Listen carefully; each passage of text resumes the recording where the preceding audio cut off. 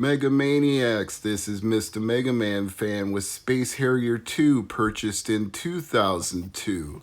One of the 6 original Mega Drive/Genesis games released in Japan October 29th, 1988, North America August 14th, 1989, Europe November 30th, 1990. This is a classic game with the classic box art, and I do mean literal boxes on the front and back. Look at this beautiful Space Harrier 2 cartridge, almost minty despite being 30 years old. It is in tremendous shape. This instruction manual is pretty good as well. The front and back look nice. There's that box design again, very emblematic of the early Genesis games. The only bad thing about this manual is the previous owner wrote high scores in the back. Look at this. Beat with stage select, Scott. 11th stage, Brett. 13th stage, Chris D. So obviously some kids were really having fun with that. But more power to them. That's what video games are for, right? You're supposed to have fun playing them. And I'm very happy to have this complete copy of something Genesis does that Nintendon't. This week I decided to try something a little different with the presentation of the gameplay. Instead of doing it through the emulator and recording the screen and having to sync the audio and video together after the fact, I thought, why not have it on one system where the audio and video will be synced up at the exact same time? And that is, of course, the Genesis Classic compilation on the Switch.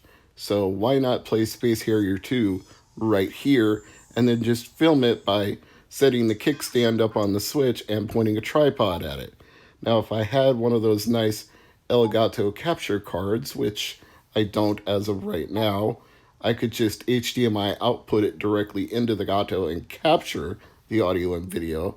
But I thought this would be a nice trial attempt to see if this way would work for at least some of the Sega Genesis games that I own complete copies or partially complete copies of. If you like this format, feel free to say so in the comment below. If you prefer that I go back to capturing emulated Sega Genesis footage, I could do that as well. I mean, this is technically emulation too. It's just a compilation of different Sega Genesis games all put together into one package. Now you'll notice for the borders here, we've got the same grid-like boxes that appear on the cartridge box and the top label of the cartridge, as well as the back page of the manual. I think that's a very nice touch. It keeps that original Genesis 6 look. Now, if I said the original 6, I meant North America. I might have said both Mega Drive and Genesis. I know it was part of the original 6 in the United States, but I think there were more than that in Japan. In fact, I would defer to DJ Slope, aka Daniel Ibbotson, because I believe he has all of the original titles in chronological order, except of course for the infamous Tetris game. Now, there were a few reasons after I finished making this video that I reconsidered whether I would want to do it this way in the future. The first is that I'm not sure if the sound is loud enough compared to actually capturing it directly on my Mac, because I use Audio Hijack Pro with OpenEMU, and of course that just gets the straight 100% emulated audio, whereas I'm capturing this one over the air, over a microphone, and it may just not sound as good. So that is something for consideration. And the other thing that I think is problematic, especially on my second attempt to play Space Harrier 2 here, is there's a little bit of input lag.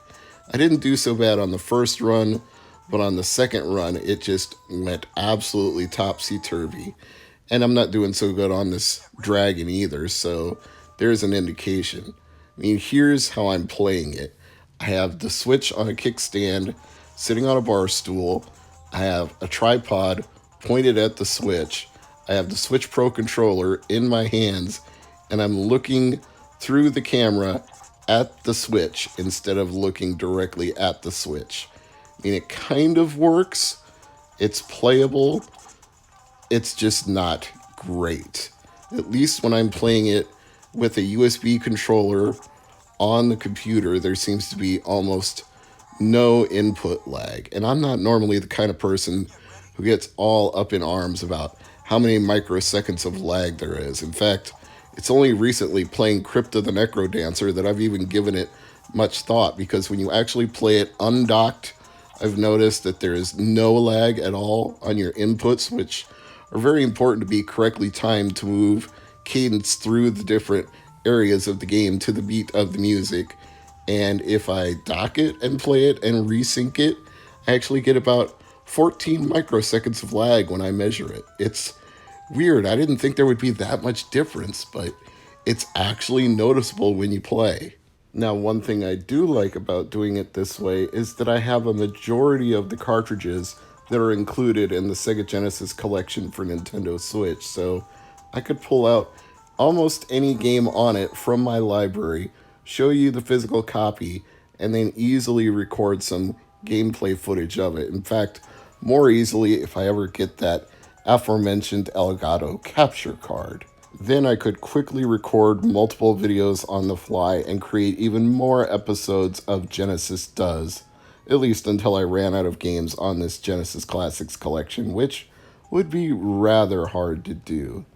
Incidentally, I should probably make a video, or somebody should, showing the amount of overlap between this collection and the Genesis Mini.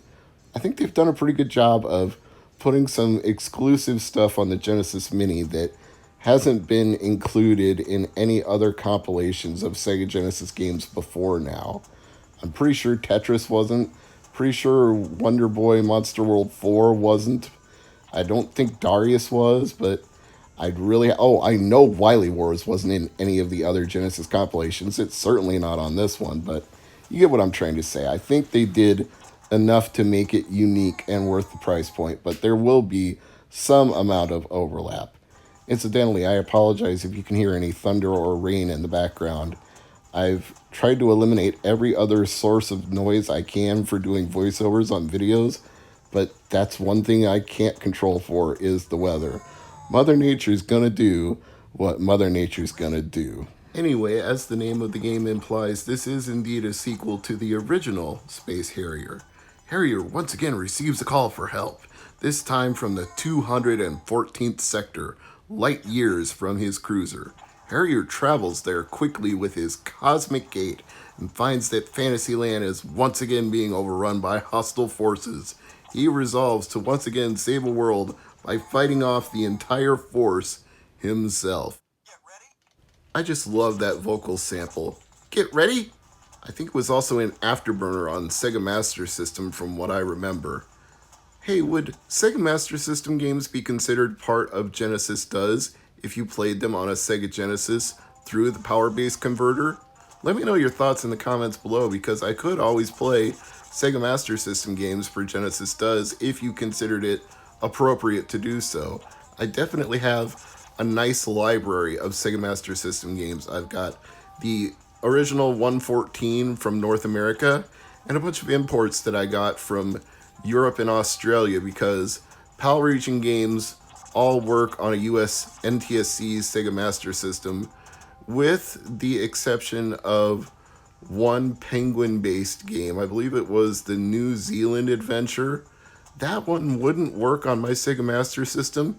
It would display graphical glitches, but it would work on the Power Base converter. Never been quite certain why that is. Also never been certain why I can just have really great games of Space Harrier 2 and then really bad games of Space Harrier 2. Sometimes I'm completely in the zone when I'm playing this game, and sometimes I stink up the joint. But the nice thing is, I don't need any quarters to play it again. In fact, if I really want to, I can just hit rewind. That's one thing that's really nice about this compilation on the Switch, is you can actually rewind it and it looks like you're rewinding a VHS tape. I love that effect. It's so funny to do that to me. It's amusing to a ridiculous degree to just hit rewind on your Switch and run it back. You know what? You can fast forward it too as well. These are things you can't really do with OpenEMU, or if you can, I've never figured out how to do them. It's a nice extra feature of this Sega Genesis compilation. and could come in real handy for filming episodes of Genesis Does when I want to run it back and show you a specific item, a specific boss, a specific bonus or power up that you can collect. There could be all kinds of extra features that I could really have fun with. So, like I said, this is an experiment for this episode of Genesis Does, and you'll have to tell me whether you think it's appropriate for a way to film this episode, whether it's done this way with a tripod or perhaps done with an Elgato capture card, something that I plan to get as soon as I get that 1K subscriber goal. I'm getting really close because as of the filming of this episode, I'm up to 906 subscribers.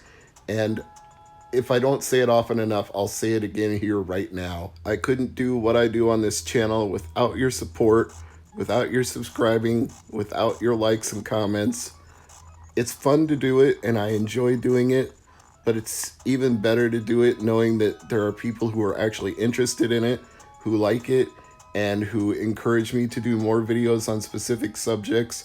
Ryan Taylor in particular gave me a great list of games that he thought should be featured on Genesis Does, and I'm going to try to get to as many of them as I possibly can. Thank you, Ryan. Thank you, everyone, and I'll see you again next Thursday.